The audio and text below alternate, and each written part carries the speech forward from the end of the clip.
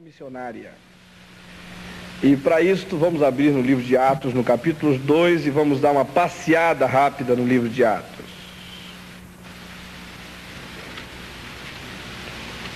Mas antes, vamos curvar a cabeça.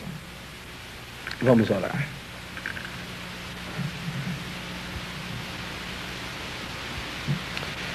Pai,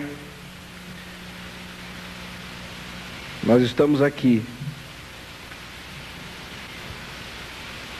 porque Tu és Deus, porque Cristo ressuscitou de entre os mortos, porque a igreja não é uma organização inventada pela imaginação humana, mas ela é projeto Teu na história. E é por isso que estamos aqui perguntando a nós mesmos se temos sido realmente um projeto, ou se nós, com a nossa própria vida, desinventamos o que planejaste. Queremos agora que o Teu Espírito venha ao nosso encontro, que ele seja espírito de revelação, espírito de quebrantamento, de convicção, espírito que derruba, espírito que prostra, espírito que levanta homens cheios dele, espírito que envia. Nós rogamos que isso seja feito em nome de Jesus. Amém. Podem sentar.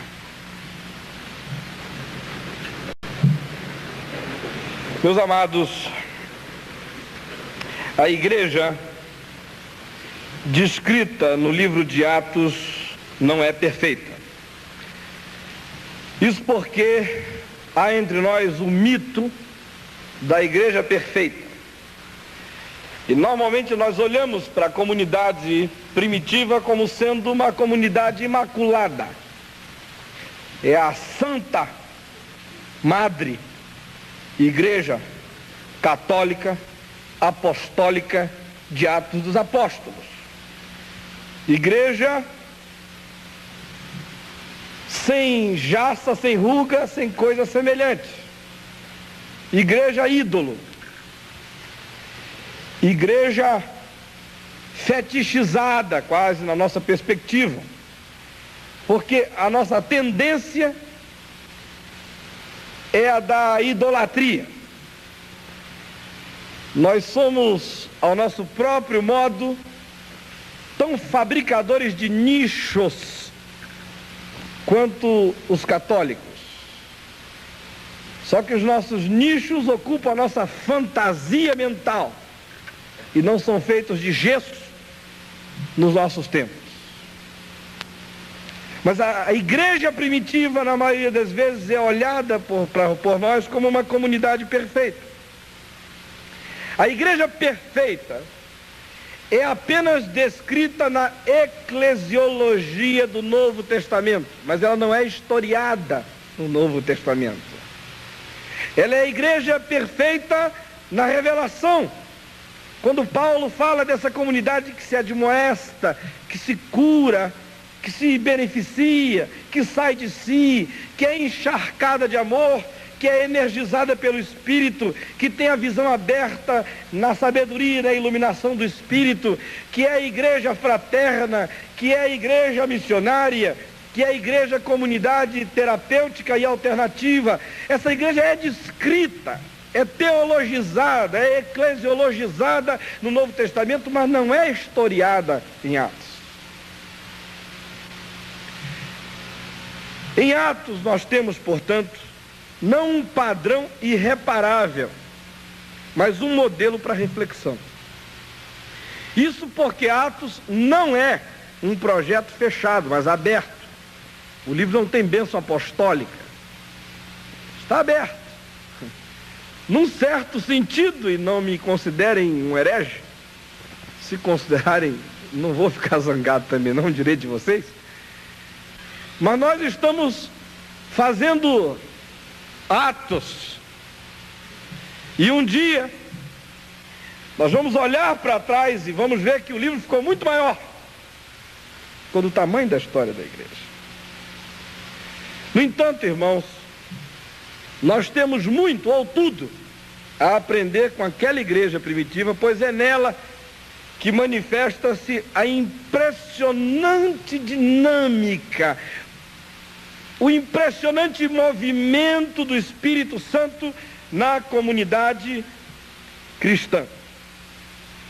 A nossa percepção do que Deus realmente está fazendo e quer fazer e vai continuar a fazer na Igreja de Jesus depende significativamente do exame que façamos e da apreensão que tenhamos do que o Espírito Santo fez de modo significativo naquela comunidade. Esse fato torna a igreja em Atos um modelo aberto, um referencial criativo, dinâmico, uma arquitetura em movimento, não estática, ou seja, é um prédio que trabalha. É uma estrutura, é um edifício em construção, em montagem. Não é uma obra acabada. Mas é a essa igreja de Atos que nós precisamos fazer a pergunta básica, missionária. Quais são as condições essenciais para que a igreja faça missões? Como é que essa igreja pode se capacitar, se condicionar, se preparar, evoluir, crescer na perspectiva e na dinâmica da produção missionária? Nós vamos tentar responder a essa pergunta observando todos os contextos antecedentes no livro de Atos, aonde Lucas diz explicitamente que a igreja cresceu em decorrência de alguma realidade, de algum fato novo, de alguma inserção do Espírito na história. Isso porque, a mim, pelo menos me parece que o livro de Atos dos Apóstolos, entre vários esboços que pode ter, reivindica também ser pensado na perspectiva do esboço do crescimento. Porque periodicamente Lucas interrompe a narrativa e diz: e a igreja cresceu. Algum fato novo acontece e ele diz: e a igreja cresceu. Alguma abertura nova chega e ele diz: e a igreja cresceu. Ora, isso reclama de nós um exame dos contextos antecedentes dessa igreja que cresce, para tentarmos entender em razão de que cresce, em razão de que se expande, quais são os fatos novos, quais são os enxertamentos, quais são as cunhas históricas que Deus enfia nessa igreja para fazê-la desabrochar, crescer. Quais são os adubos que ele põe nela, enfim, para fazê-la germinar, florescer, frutificar. E para que isso aconteça, é necessário que examinemos desde as primeiras afirmações feitas por ele, Lucas, acerca do crescimento desta igreja. A primeira afirmação que ele faz está aí em Atos, no capítulo 2, de 41 a 47. A afirmação pode ser traduzida pela seguinte expressão: a igreja cresce quando ela é cheia do Espírito Santo. Isso porque no contexto antecedente o que acabara de acontecer foi o derramar, foi o banhar do Espírito sobre a comunidade. Sobre os 120 reunidos no cenáculo, aquela manhã de Pentecoste, quando o Espírito vem, quando o Espírito entra, quando o Espírito sela, marca, quando o Espírito põe línguas de fogo sobre eles, quando o Espírito lhes ensina a falar outras línguas, quando o Espírito borbulha neles. Vou dizer alguma coisa que, por favor, entendam, não carnalizem o que eu vou dizer, mas peguem apenas a etimologia da palavra para entenderem o significado. Quando o Espírito, por assim dizer, gera neles orgasmos da própria alma, eles estão embriagados, estão inebriados, eles estão ejaculando vida, Eles estão transbordando alegria. Eles estão tomados por toda a plenitude de Deus. E o que acontece depois disso aí é sintoma, é marca, é evidência, é sinal de uma igreja cheia do Espírito Santo. E interessante é que Lucas historia imediatamente as consequências desse transbordar. Parece que a gente imagina as consequências dessa invasão conquistadora de Deus no coração humano mediante o Espírito Santo apenas como tendo seu sinal maior no falar em outras línguas. Lucas, todavia, é mais profundo, graças a Deus, mais abrangente, louvado seja o Senhor, e enxerga coisas mais concretas. E a descrição dos sinais dessa comunidade cheia do Espírito estão aí entre os versos 41 e 47. Então, os que aceitaram a palavra foram batizados, e havendo um acréscimo naquele dia de quase 3.000 pessoas. Após o querigma, após a pregação, a proclamação do Evangelho por Pedro, há uma compulsão, há uma reação, e essa igreja cheia do Espírito, essa igreja vivendo sob o signo do Espírito, recebe uma adesão de quase 3.000 pessoas. E então, como vivem essas pessoas? Como existe essa comunidade cheia do Espírito? Em primeiro lugar, Lucas diz que uma igreja cheia do Espírito é uma igreja em cujo meio o estudo da palavra de Deus é praticado com profundidade.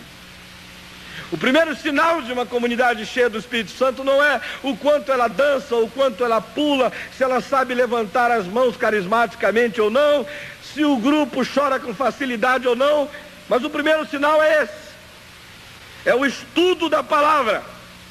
Atos diz aí no capítulo 2, no verso 42, que eles perseveravam na doutrina dos apóstolos. É grupo comprometido com a Escritura, é igreja comprometida com o aprendizado sério e profundo da Bíblia. Sua teologia não é filosófica, sua teologia não é sociológica, sua teologia não é antropológica, sua teologia é básica e essencialmente bíblica. As outras coisas podem ser adendo, podem ser acréscimo, podem ser somadas, podem ser enxertos, podem ser instrumentalizadas, mas sua perspectiva de avaliação da vida é bíblica. É uma comunidade que tenta viver o conteúdo da palavra e não as formas religiosas. É comunidade comprometida com a Escritura e com ela mesma. É a igreja que faz da palavra de Deus juíza das ideologias. É a Escritura que julga o real. É a Escritura que avalia o verdadeiro no meio do concreto. Ela é criativa, é imaginativa, é fantasiosa, mas apenas dentro dos limites da palavra. A palavra traça-lhe o caminho, a palavra define-lhe as fronteiras, a palavra define-lhe o chão a percorrer, a palavra é o ponto de partida, a palavra é o ponto de vista, a palavra é o ponto de apoio, a palavra é o ponto de chegada, a palavra é os referenciais dessa comunidade. A segunda marca dessa igreja cheia do Espírito Santo é a comunhão. A koinonia, como diz o verso 42. Comunhão nos 3 níveis nos quais essa palavra aparece no Novo Testamento. Em primeiro lugar, essa comunhão vertical, comunhão com Deus. 1 de João 1,3 diz: ora, a nossa koinonia é com o Pai. Temos comunhão vertical, comunhão para cima. Segredamos a Deus, nossa boca se abre, fala com Ele, há um viaduto aberto, há um conduto entre nós. Jesus Cristo é mediador e é com Ele que temos comunhão. A segunda comunhão é horizontal, é com os irmãos, e essa comunhão com Deus impõe horizontalidade. O mesmo texto de 1 de João 1,3 diz que essa comunhão com o Pai promove comunhão com os irmãos. João diz: ora, eu estou dizendo isto para que mantenhais comunhão conosco. Qualquer verticalismo religioso que não desemboca na vida comunitária é patológico e não é neotestamentário.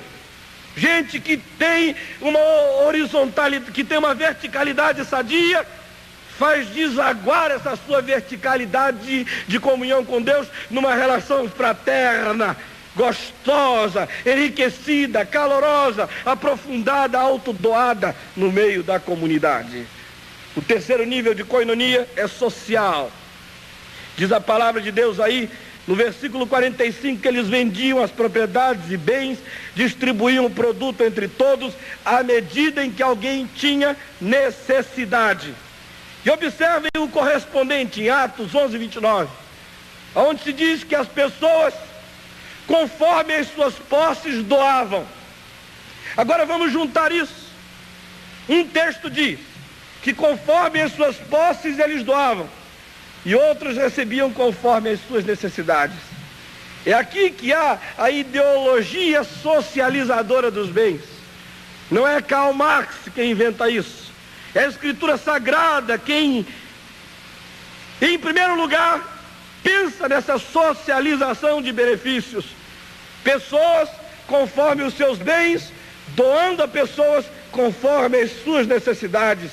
De modo que, segundo aos Coríntios 8, afirma que aquele que colheu muito não teve sobrando e sobejando, e o que colheu pouco não sentiu falta.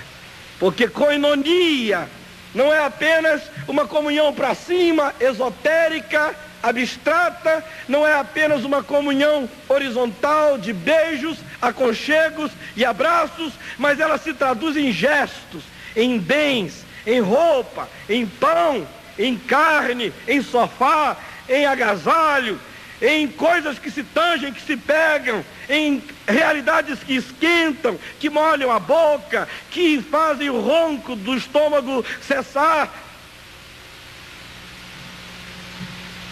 A terceira marca de uma igreja cheia do Espírito Santo é a adoração. Ela estuda a palavra, ela tem comunhão, ela adora. Uma igreja cheia do Espírito supera os infantis conflitos relacionados à adoração. Vocês já notaram que as coisas que mais nos dividem no meio evangélico são as coisas ridículas, são as coisas estúpidas. Nós não nos dividimos em função do que é realmente sério. Nós nos dividimos em função da coreografia. Nossas divisões são coreográficas. Ele é frio, a gente diz, ele não bate palma. Ele é frio. Meu Deus, essa é a cardiação da palma. Como se mão fosse coração. Ele é frio. Ou então, olhe, ele agora está pegando fogo. Você viu? Ele canta assim, ó, ele faz assim.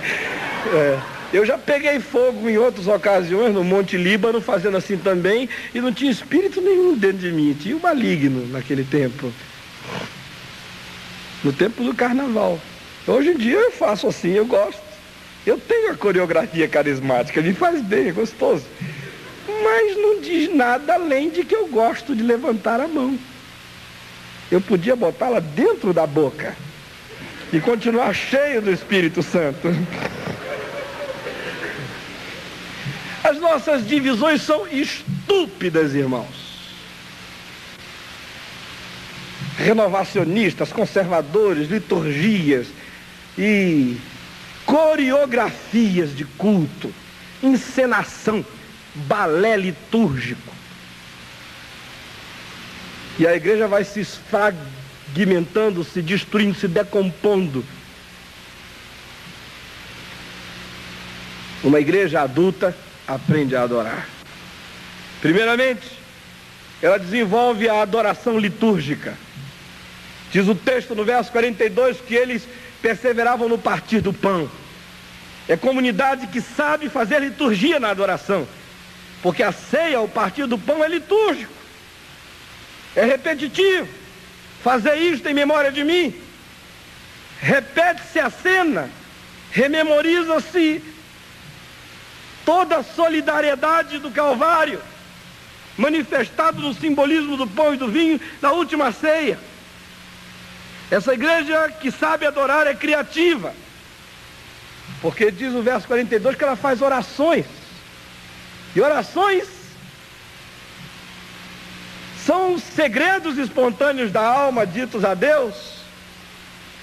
Orações são invenções do coração apaixonado ou dolorido que articula seus sentimentos na presença de Deus.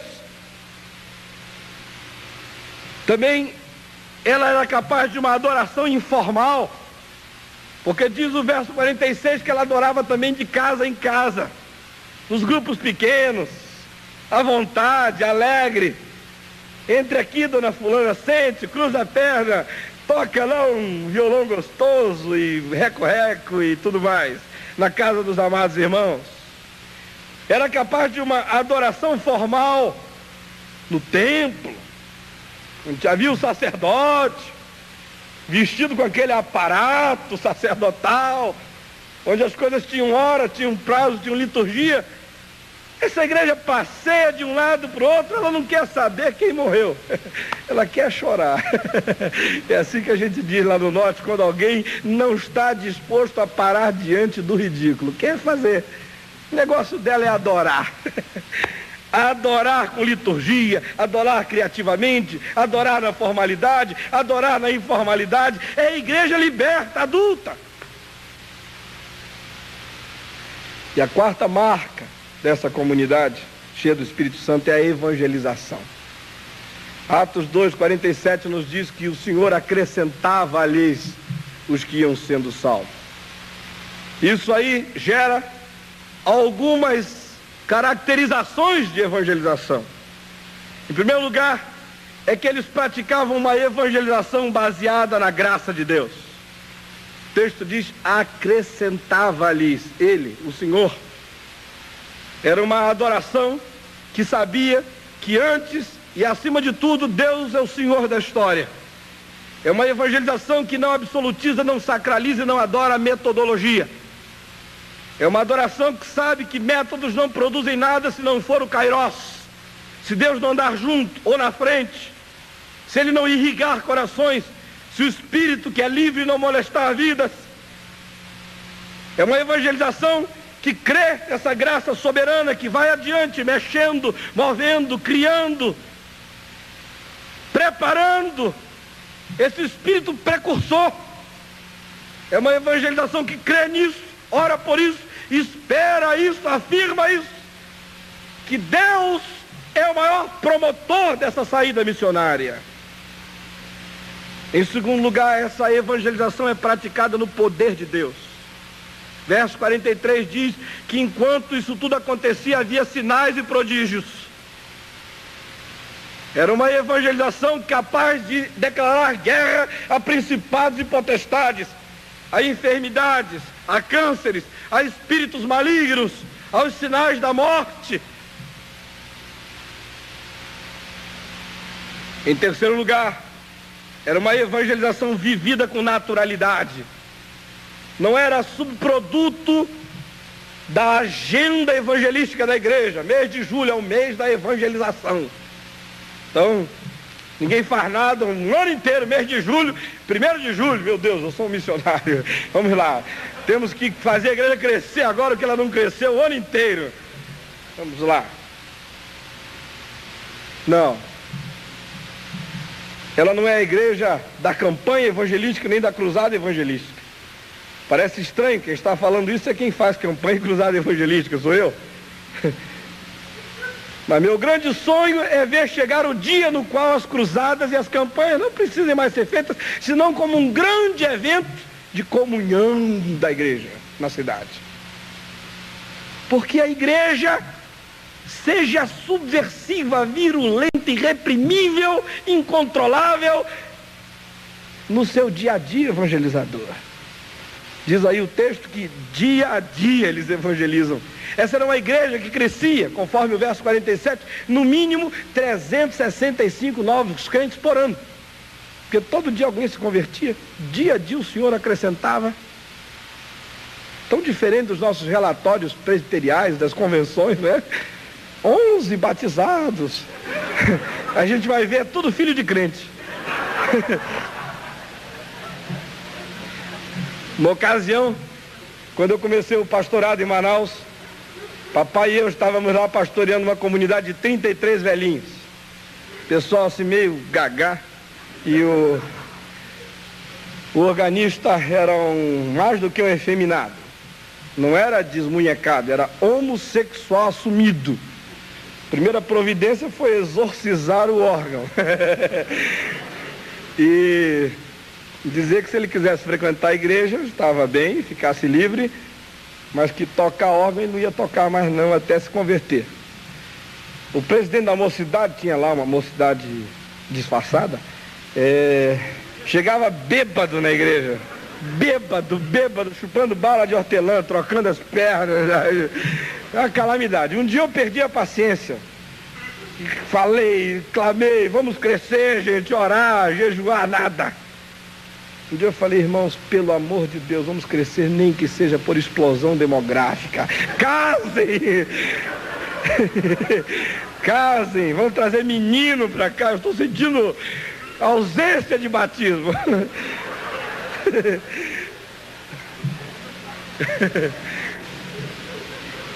Aquele vazio pastoral, precisando de uma análise. O que é, pastor? Acho que é batismo, doutor. Meu batismo faz anos. Todo dia eles cresciam.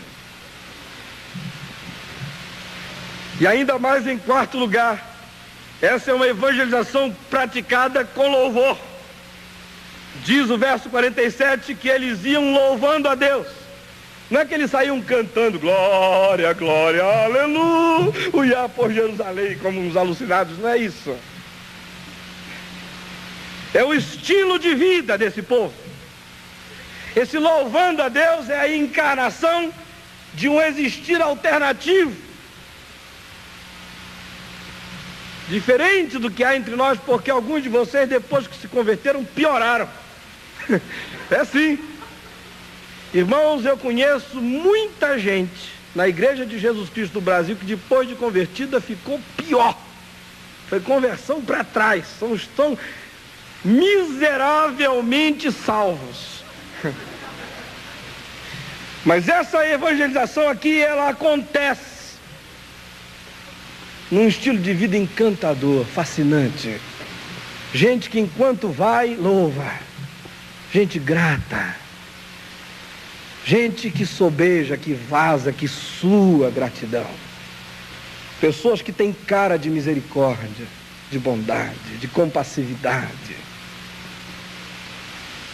Em quinto lugar, essa evangelização é praticada e ela é demonstradora de simpatia, diz o verso 47.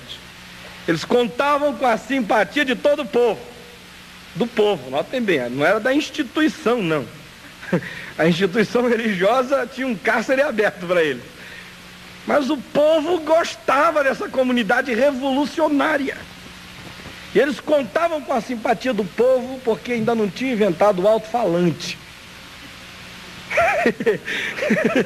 Porque hoje em dia a gente constrói aquele templo esquisito, uma torre torta, e lá em cima a gente põe um alto-falante na direção da casa da vizinhança. E está o Sérgio Chapelin dizendo furacão na Indonésia, e o pastor diz aleluia aqui de dentro. As coisas se misturam terrivelmente. Então o Fantástico anuncia lá: estamos precisando de doadores de sangue. Isso se atravessa com a voz do pastor. Isso vem de Satanás, irmão. E o indivíduo tem que usar headphone para morar perto de igreja protestante, só tendo televisor com headphone, ou então sala à prova de som. Não há como contar com a simpatia do povo. Também eles contavam com a simpatia porque ainda não tinha dado tempo para eles desenvolverem a ortodoxia da mal educação. Porque a nossa ortodoxia, na maioria das vezes, não são afirmações das nossas convicções. É a teologia da estupidez. Então o indivíduo chega lá e faz como aquele evangelista lá no sertão. Eu tenho um amigo que é major E ele resolveu evangelizar uma cidade chamada São Carnaúba dos Dantas, no interior do Rio Grande do Norte. E naquele tempo a única maneira de você ajuntar gente em São Carnaúba dos Dantas era usando um uniforme do Exército Brasileiro. E ele se vestiu de major, foi para lá, foi de casa em casa, quero todo mundo na praça pública, prefeito, todo mundo. Aí ajunta todo o povo. E ele montou lá um palanque e disse: eu não sei falar, eu vou chamar um evangelista. Chamou um evangelista ortodoxo. Chegou lá, subiu no palanque, disse: amigos de São Carnaúba dos Dantas, quem não é de Deus é do diabo. Quem tem Cristo tem o céu, quem não tem está no inferno. Tudo isso está certo. Agora eu quero saber, quem quer sair do inferno e vir para o céu? Levanta a mão. Já. Não há tempo a perder. Levanta a mão. Vamos. Dou-lhe uma. E nada. Ele olhou assim, nenhuma mão levantada. Ele disse: eu sabia. Desde o princípio eu sabia. Vocês não me surpreenderam. Só há 2 lugares no mundo onde não há crente: é no inferno e em São Carnaúba dos Dantas. Irmãos, isso parece brincadeira, mas é o que se repete templo após templo, campanha após campanha, contato após contato, Brasil afora, e não é só no Nordeste não, aqui em São Paulo isso está cheio. É realidade, é a ortodoxia da estupidez. Ela demonstrava simpatia, que ainda não tinha conseguido, não havia tempo ainda para desenvolver chavões. Nossos chavões são terríveis. A gente chega no trabalho, molhado de chuva, correndo, ofegante. Aí o amigo vem simpaticamente e diz: ô, coitado, veio sozinho nessa chuva. Sozinho não, meu filho, molhado, mas com a presença do anjo do Senhor. Que coisa. Amados irmãos, essa comunidade, portanto, cheia do Espírito Santo, desenvolveu 4 relações. Em primeiro lugar, com Deus, porque ela ora, ela adora. Em segundo lugar, com a palavra de Deus, porque ela estuda. Em terceiro lugar, com o próximo, porque ela desenvolve koinonia, ela divide, ela reparte. Em quarto lugar, com o mundo, porque ela testemunha, ela está fora do gueto. Então a igreja cresce quando ela é a igreja cheia do Espírito Santo. Em segundo lugar, a igreja cresce quando ela é mágica. Vocês devem já estar pensando que eu sou... Como é o nome desse mágico americano que faz avião sumir? David Copperfield da teologia, pelo amor de Deus. Eu só estou querendo tentar resgatar uma coisa que nós perdemos como igreja no Brasil. Porque Atos, no capítulo 4, no verso 4, nos faz uma afirmação tremenda, amados irmãos. Muitos, porém, dos que ouviram a palavra aceitaram, subindo o número de homens a quase 5.000. Por quê? Quando? Leia o contexto antecedente. Pedro e João estão entrando no templo, encontram um homem enfermo, curam-no em nome de Jesus. Esse indivíduo sai saltitante, tendo as suas pernas energizadas pelo poder do Espírito Santo. Isso arregimenta uma multidão. Pedro prega a palavra a ela, a instituição religiosa vem e o prende, porque frequentemente a instituição se opõe ao dado mágico. Porque o dado mágico é surpreendente e a instituição é estática. Porque o dado mágico não se deixa aprisionar pelos esquemas, ele é livre, é solto. Porque o dado mágico glorifica a Deus e não os caciques da instituição. Então, amados irmãos, essa igreja recebe uma inserção tremenda. E se nós, igreja brasileira, queremos aprender a fazer missão e a sairmos de nós mesmos, temos que frequente e agora mesmo resgatarmos o que foi perdido, desperdiçado, abandonado, esquecido na nossa teologia, que é o sobrenatural, o surpreendente, o novo, o Deus que chega para dar susto de misericórdia na gente, o Deus que chega surpreendentemente milagroso.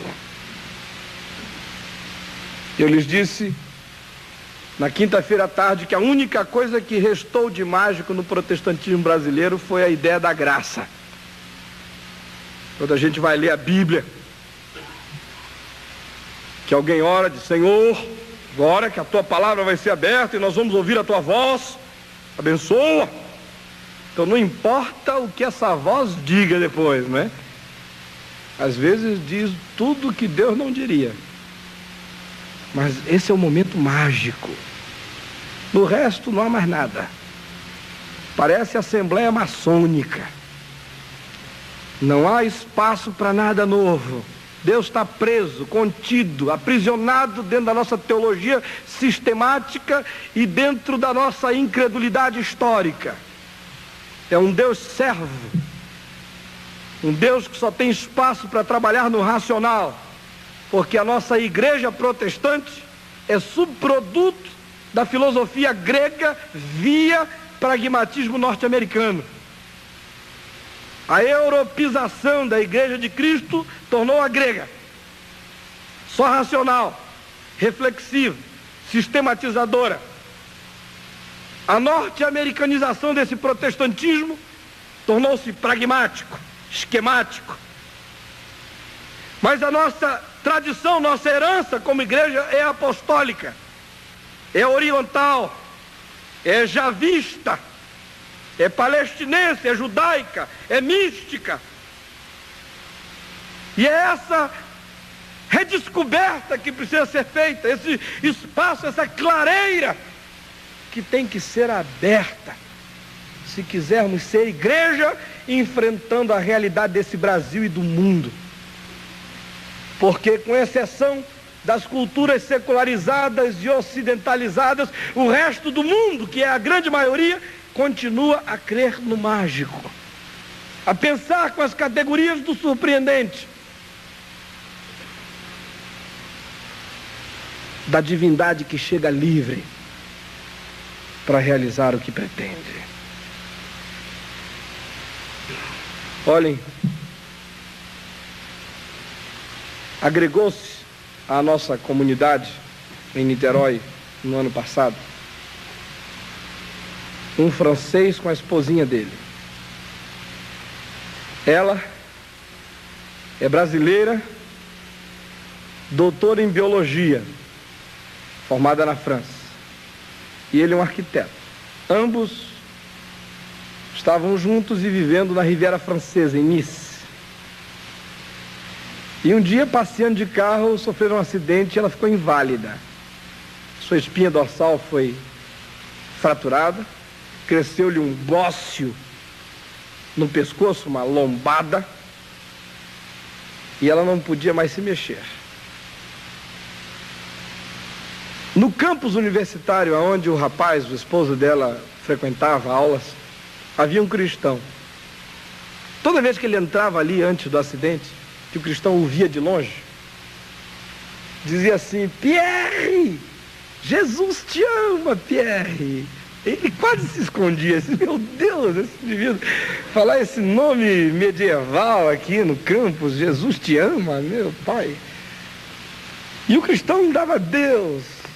No dia seguinte o Pierre metia a cara ali, ele de longe: Pierre, Jesus te ama, Pierre. E o Pierre fugia desse cristão como o diabo foge da cruz. No dia em que o acidente aconteceu e imediatamente depois, o Pierre entrou no campus universitário chorando, triste, arrasado. E o cristão gritou de longe: Pierre, Jesus te ama, Pierre.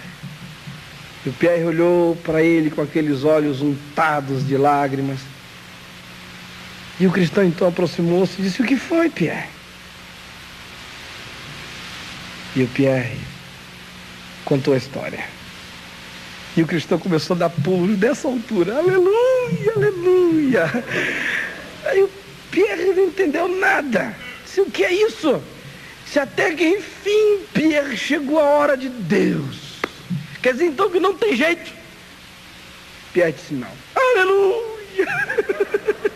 Chegou a hora de Deus, Pierre. Pierre, agora você vai ver que Deus é esse. Aleluia. Pierre, eu vou na sua casa hoje à noite. Eu e um amigo vamos orar pela Miriam. Pierre disse: não adianta, ela não crê em Deus. Ele disse: não faz mal, Pierre. Chegaram lá à noite, disse que saltaram em volta da cama, alegres, que aconteceu alguma coisa. Miriam ficou olhando para aqueles ETs que entraram na casa dela e tudo. E aí então o rapaz leu a Bíblia, orou, cantou, desentoou, adorou, depois disse: agora você vai orar, falar com Deus. Miriam disse: mas eu não creio nele. Ele disse: não faz mal, ele crê em você. Você não existe para ele, ele não existe para você, mas você existe para ele. Isso é tudo que importa. Se você crê ou não crê, isso não interessa. Ele crê em você. Fale com ele. Aí a Miriam ficou: fale. Aí ela falou: bom, senhor, eu acho que o senhor não existe, mas está dizendo que é para eu falar com o senhor. Então, se o senhor existe, então eu queria ficar curada, queria voltar a andar. Então ela disse, e eu abro um parêntese, não sou eu quem disse, ela é uma bióloga, doutora em biologia, formada na Europa, com cabeça cética, que no meio da oração dela veio uma voz imperiosa, irreprimível, que disse: lança a tua cabeça com toda a força para trás. E ela jogou. A espinha estalou de alto a baixo. Miriam está andando até hoje, professora na UERJ, no Rio de Janeiro. Não adianta chegar nessa hora com apologia. Eu amo C.S. Lewis, mas não adianta explicar o problema do mal quando o indivíduo está com uma lombada nas costas, encriquilhado numa cama.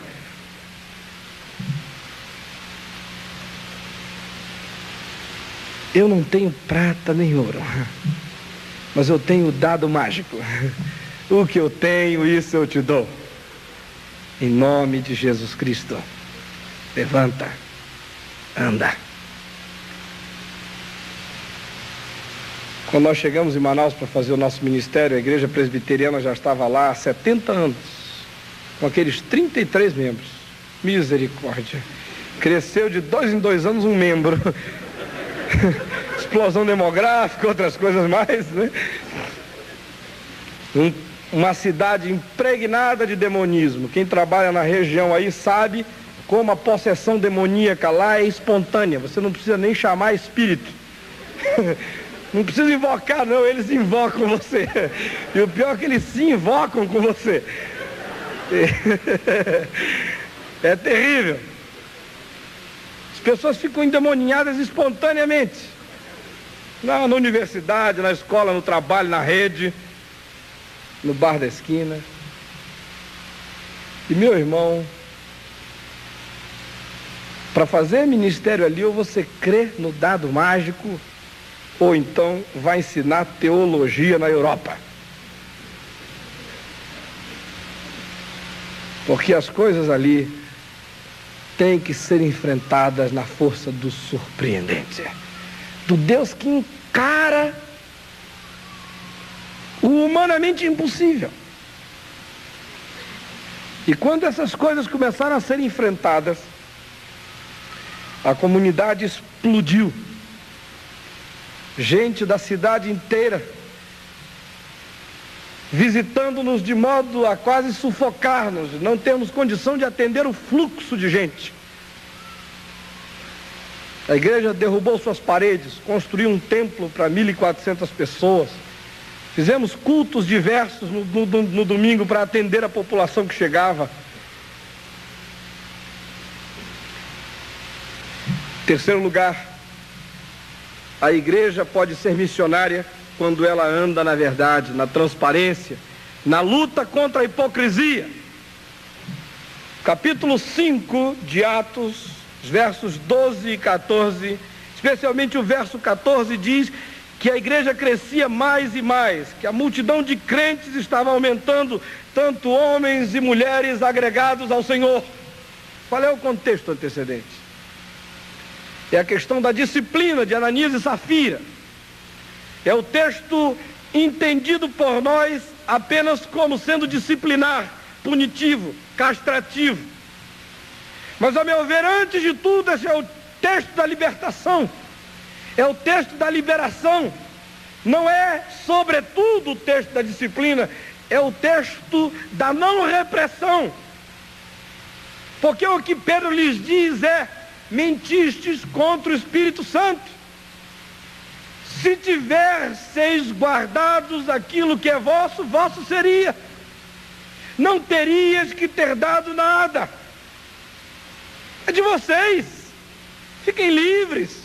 Falem a verdade. Querem dar? Deem. Não querem dar? Não precisam dar. Não é a comunidade da repressão. É da liberdade. Dá quem quer. A disciplina vem diante dessa repressão. A grande convocação do texto não é para sairmos disciplinando pessoas aqui e ali. O grande desafio do texto é fazermos a comunidade entender que a igreja é o lugar da verdade, da transparência, da luta contra a hipocrisia, quando cada um e todos têm o direito de dizer o que pensam, o que não pensam, o que sentem, o que têm no coração, sem medo, sem mentira. É um texto contra a mentira, não um texto pregando os rigores poderosos da própria disciplina, se bem que ela existe, mas não é a prioridade da comunidade, sim a verdade que faz as pessoas terem espaço e coragem de dizer quem são, o que não são, o que podem, o que não podem, o que querem, o que não querem. Olhem, amados irmãos, essa igreja pode ser missionária e cresce quando ela faz evangelização e ação social andarem juntas. Conforme o capítulo 6, versos de 1 a 7 nos dizem, essa comunidade que se preocupa com velhinhas, essa igreja que dedica homens bons e cheios do Espírito Santo para o serviço dos necessitados, dos pobres, dos enlutados, dos solitários desse mundo, e que faz isso juntamente com a pregação do Evangelho. Essa comunidade cresce tanto em número como em dimensões da própria vida. Vejam só o que diz o verso 7. Diz que essa igreja crescia na sua dimensão da perspectiva da palavra de Deus. Se diz aqui que crescia a palavra. Crescia não só porque era conhecida por mais, mas crescia porque uma nova dimensão do conselho de Deus foi acrescentado à comunidade. Eles descobrem a diaconia, descobrem o serviço, descobrem a autodoação para os irmãos. É uma nova visão. A palavra se dilata diante deles nessa revelação do conselho de Deus. Eles cresciam em número, porque diz o texto que eles se multiplicavam. Cresciam em qualidade, porque a produção não era de crentes levantadores de mão, e sim de discípulos, diz o texto, que obedeciam à fé. Então, essa comunidade holística, integrada, monolítica, una, comprometida com todo o conselho de Deus, cresce, se expande, é missionária, com autoridade. Em quinto lugar, ela é comunidade missionária ou em evolução missionária quando ela é um ninho de consolação. Capítulo 9, no versículo 31, nos diz que a igreja tinha paz, se edificava, caminhava no temor do Senhor, no conforto, no agasalho, no ninho do Espírito Santo. Ela crescia em número. Essa comunidade que promove edificação, verdade e consolo, que aninha os crentes, que é esse ninho psicológico, que é um lugar de pouso para essas aves cansadas que não têm onde pôr o pé, que é um abrigo ao exaurido, que é um espaço de cura para o doente. Essa comunidade que atravessa não apenas as fronteiras geográficas, mas atravessa também as fronteiras da psique, da alma. Quem vai fazer missão tem que aprender que a missão tem a dimensão externa e interna. Jerusalém, Judéia, Samaria, confins da terra, tem a sua dimensão existencial para dentro. Sai da mente, passa pelo coração, atravessa as emoções, vai aos recônditos mais íntimos da alma alojar o Evangelho. Nossa comunidade é tão doente, de crentes amargurados, enfermos, porque a nossa evangelização é só geográfica. Nós não temos uma missiologia existencial, não vencemos as fronteiras do íntimo para curar as pessoas lá onde elas estão escondidas nas suas amarguras.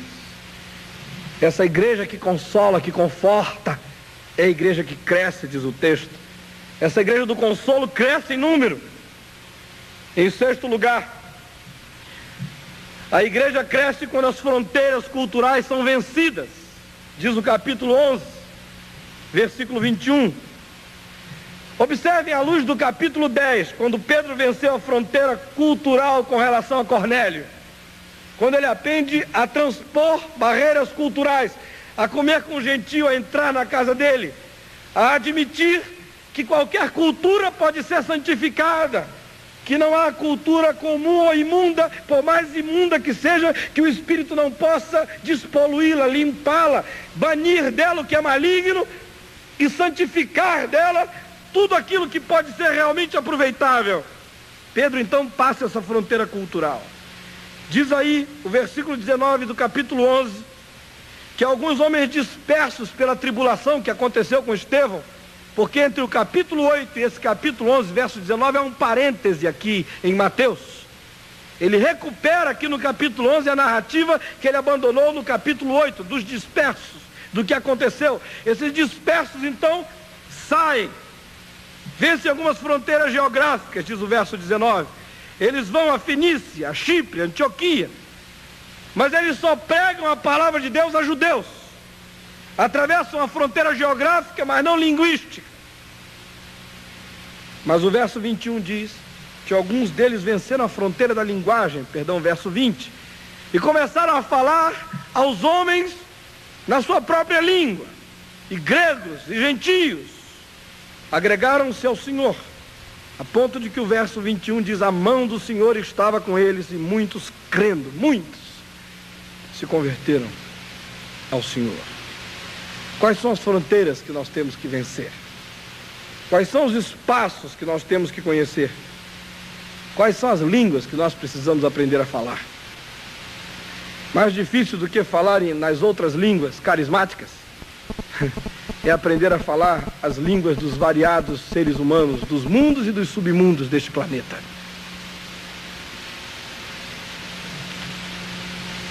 Em sétimo lugar, a igreja cresce e evolui missionariamente quando ela ensina um discipulado consciente do sofrimento.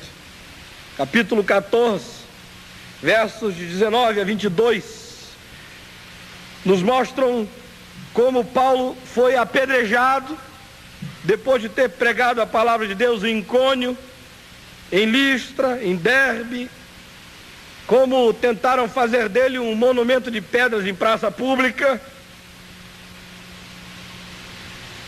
e que ele então, após erguer-se desse apedrejamento, de ser levantado, Verso 21 diz que ele faz muitos discípulos e que ele fortalece as almas desses discípulos, exortando-os a permanecer na fé, mostrando como através de muitas tribulações nos importa entrar no reino de Deus.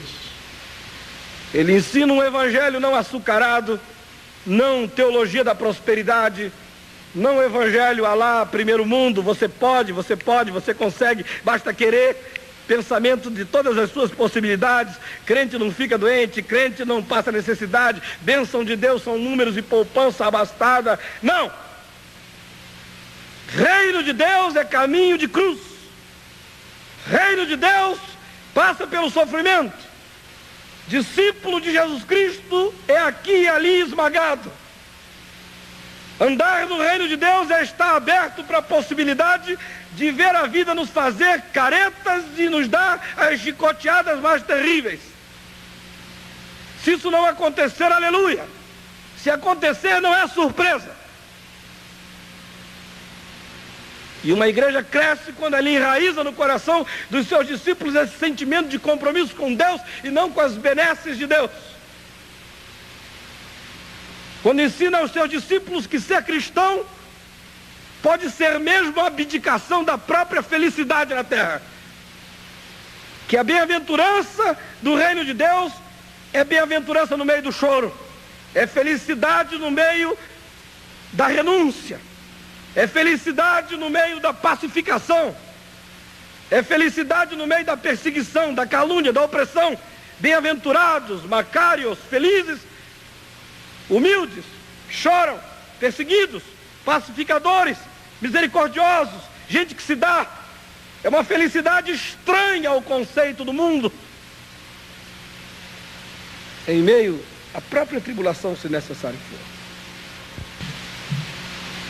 Irmãos, é interessante que na Escritura a alegria não gera nada, não produz nada. Tudo que se constrói nesse caráter de ser humano caído é no meio da dor. Peguem a Bíblia de vocês e vejam em casa todas as vezes que aparece a palavra tribulação. E tentem ver quantas vezes aparece a palavra produz. Só aparece depois da tribulação. Tribulação produz peso de glória. Tribulação produz caráter rijo. Tribulação produz esperança. Tribulação produz. A alegria é de uma imaginação leviana e esquecida. A tribulação cria um espigão que atravessa as entranhas da vida, lança as convicções no coração da alma. Em último lugar, essa igreja cresce e anda em expansão missionária quando ela é a igreja que vence o legalismo. Capítulo 16, no versículo 5 nos diz que as igrejas eram fortalecidas na fé e aumentavam em número dia a dia. Quando? Quando o peso, quando o tacão do legalismo judaico foi tirado sobre elas. Quando as imposições dos fariseus, conforme aparece no capítulo 15, no verso 1, que queriam que eles fossem circuncidados e obedecessem os costumes de Moisés, ou como diz o verso 5, que se alguns deles não observassem a lei de Moisés, não seriam salvos. Quando esse legalismo, esse observacionismo farisaico, legalista, foi tirado de sobre eles, essa igreja fica livre. É a igreja que anda na graça, que só está comprometida com a Escritura, com a liberdade da graça de Deus, que não gera licenciosidade nem promiscuidade, mas ao contrário, gera compromisso apaixonado de amor e obediência. Essa liberdade que resulta do constrangimento e da compreensão da bondade de Deus, que faz homens e mulheres entregarem os seus corpos como sacrifício vivo, santo e agradável a Deus, pela percepção que tem do tamanho das misericórdias divinas. Quando essa igreja fica solta, fica livre para obedecer, para caminhar, para agir, para ser igreja, para assumir sua cultura, ela cresce. E notem, o texto é gentílico. Não diz a igreja, diz as igrejas eram fortalecidas e aumentavam em número dia a dia. Foi uma repercussão geral da comunidade gentílica, quando aquele conflitozinho judaico, obsessivo, paranoico, religioso, castrante, foi tirado, quando essa camisa de força foi arrancada, essa igreja cresce. Vai além fronteiras, sem tensão, sem medo, sem pavor, sem conflito. E nós, irmãos, quais são os espaços que há para os seres humanos pensantes dentro da igreja do Brasil? Olhem, pessoas muito inteligentes só se convertem dentro de algumas igrejas aqui no Brasil, porque quem faz a obra é o Espírito Santo mesmo, senão não tinha jeito. Anteontem à noite eu estava conversando com a Ari a respeito disso. Estávamos juntos dizendo exatamente isso. Olhe, o negócio cresce porque Deus é Deus mesmo, senão não tinha jeito. Se fosse igual a Helsi Glow, estava falido já. Se dependesse só do modelo, do esquema, não tinha perfume nem cosmético que fosse para frente. Porque, irmãos, o legalismo é terrível. Eu às vezes digo, eu espero que vocês não me entendam mal, que eu não sei quem é que atrapalha mais. Se é o diabo ou se é o legalismo. Tem a impressão que um pelo outro eu não quero troco. Eles estão brigando aí, palmo a palmo, para ver quem é que atrapalha mais a obra. Podem ter certeza, vocês estão me achando talvez chocante? Um dia vocês vão ver como isso é fato. Jesus levou isso a sério e disse: vocês nem entram no reino, nem deixam entrar. Estava falando com gente, não era com o diabo não, era com legalistas. Olha, vocês não deixam entrar. Ele não disse nenhuma vez: o diabo não deixa. O diabo, com diabo ou sem diabo, Deus chama e vai mesmo. Mas o homem, irmãos, tem cara, tem olho, tem rancor, tem um monte de coisa.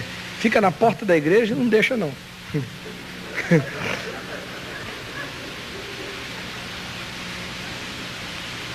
Nós estamos cheios de legalismos.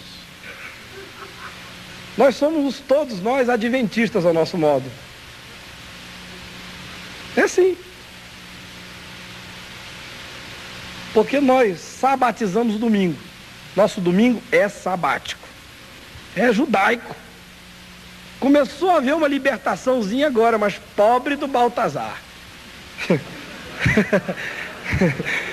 Jogar bola no domingo é sacrilégio. Legalismo na música. Se o Milton Nascimento se convertesse, coitado, ia ter que cantar o Fragoso ao Cantil Amplitude Celeste. Porque não há espaço na igreja para sua poesia enterrada no chão brasileiro, que brota das minas, das alagoas, do sertão, do chão desse país. E agora há uns grupos por aí que parece que ainda querem distrair ainda mais a nossa cabeça, que além de todo o problema real que o diabo faz aí explícito, ainda querem que a gente passe o dia inteiro ouvindo o disco ao contrário, para ver se acha o diabo. Não precisa ouvir ao contrário, ele está falando alto quando quer. Ontem eu estava dizendo ali na mesa que a igreja brasileira está andando em 3 direções. Tem um grupo andando para frente, andando assim, ó. Vão se separando cada vez mais. Mas esse grupo, a meu ver, ainda é melhor. Porque quem anda para frente pode serpentear e se cruzar aí afora, né? De vez em quando, um congresso aqui, outro ali, se encontram. Aleluia, irmão, amém, para frente, aí vai. Tal, acordos aqui, acordos ali, pelo menos tocam aqui, Bíblia é a palavra de Deus, aí vai embora, né? Aí, compromisso social é ou não é? Não, vai aqui. Mais ou menos, aí Mas tem um grupo andando para trás, não é? A gente dá um passo para frente, eles dão um para trás. Daqui a pouco nós vamos estar sendo arrebatados e eles vão estar na idade da pedra da eclesiologia. E eu não consigo entender isso. Legalismo da roupa, teologia da fita métrica.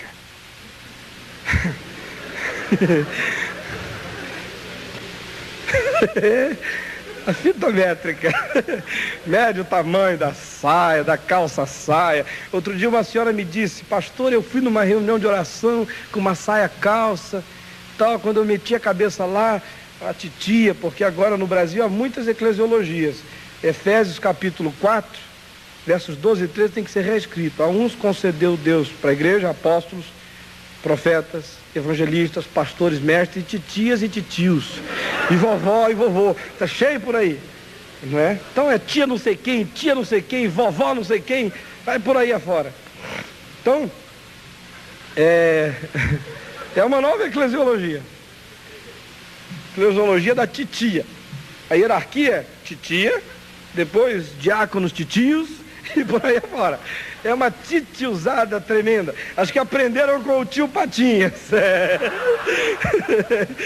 Que é estrutura sociológica onde não há pai, nem mãe. Só titio, titia, uma margarida, uma solteirona frustrada, um negócio assim. Uma família desagregada. Então vejam bem, essa senhora me disse, eu entrei lá na reunião de saia calça, e veio a titia na minha direção, botou a mão na minha cabeça e sai espírito de saia calça. Meu Deus, é o demônio da Dijon, deve ser.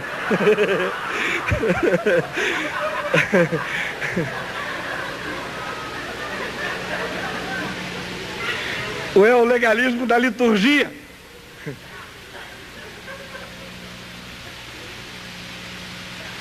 Temos aí, essa liturgia não é batista, essa liturgia não é presbiteriana, a liturgia não é pentecostal, a liturgia pentecostal é sem liturgia, mas acaba virando uma liturgia. Eu não sei até quando vão me suportar, mas graças a Deus, por enquanto eu ainda prego dos luteranos episcopais aos pentecostais mais radicais. Daqui a um pouco, não sei se há espaço em qualquer uma delas. No entanto, eu observo que algumas dessas igrejas que dizem que não tem liturgia, elas têm uma liturgia sem liturgia. Na hora que canta o hino tal, é hora de todo mundo ficar em pé e bater palma em nome do Senhor. Você vai lá 10 vezes, eles batem palma na mesma hora, no mesmo dia, no mesmo momento ali. Quando você quer arrancar uns améns do grupo, você basta dizer assim, irmãos, porque Cristo salva, Cristo cura e Cristo batiza com o Espírito Santo. Aí, isso é liturgia. Na hora certinha eles fazem.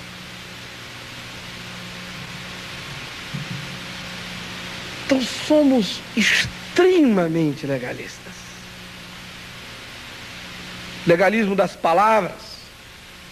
O indivíduo só está realmente convertido quando ele aprende o dialeto. Enquanto ele se converte, diz, ó, Deus, você é um cara fantástico, viu? Jesus, sou, sei não, viu? Estou contigo, não abro, tal. Então a gente diz que ele não está muito convertido, não, esse menino. Está aí com as coisas erradas. Mas quando ele chega e começa assim, amantíssimo Deus, nosso Pai, aí a gente diz, aleluia, vamos batizá-lo, ele está bom para o batismo. É verdade, irmãos, é verdade. Ou então como esses jornais evangélicos que aparecem por aí. Outro dia alguém me disse que veio um jornal de uma certa missão mostrando o trabalho no meio dos índios, mostrando os índios convertidos e os não convertidos. Vejam a diferença. Os convertidos todos de roupinha, arrumadinhos, paletó, gravata, chapéu, boina, tudo. E os não convertidos nus.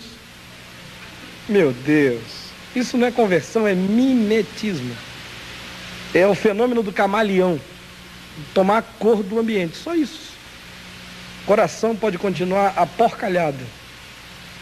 E ele falando amantíssimo Deus, nosso Pai, e a gente acha que a metamorfose aconteceu.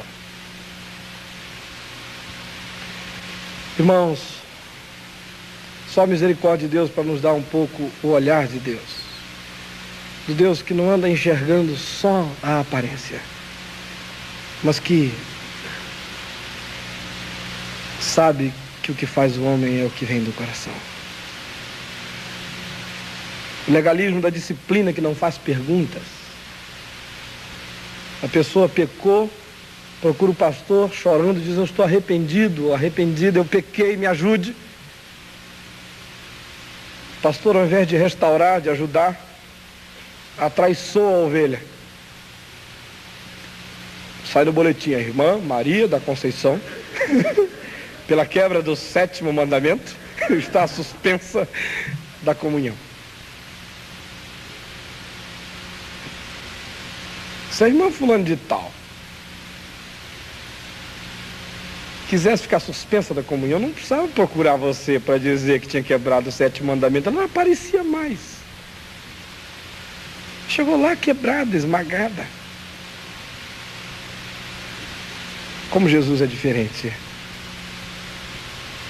Filha, nem eu tampouco te condeno. Agora, muda de vida. Vamos levantar. Vamos caminhar. Não peques mais. Disciplina é para descarados. Disciplina é para cínicos. Não para gente quebrantada. Gente arrasada. Irmãos, eu amo a igreja. Não fiquem pensando que eu não amo, não. Eu estou nela. Quero viver dentro dela. Quero andar com ela. Sou filho dela. Se nós estamos avaliando, às vezes, até com algum sarcasmo, saibam que lá no fundo, o que anima o coração é uma paixão enorme pela igreja. É um desejo de vê-la metamorfosear-se numa comunidade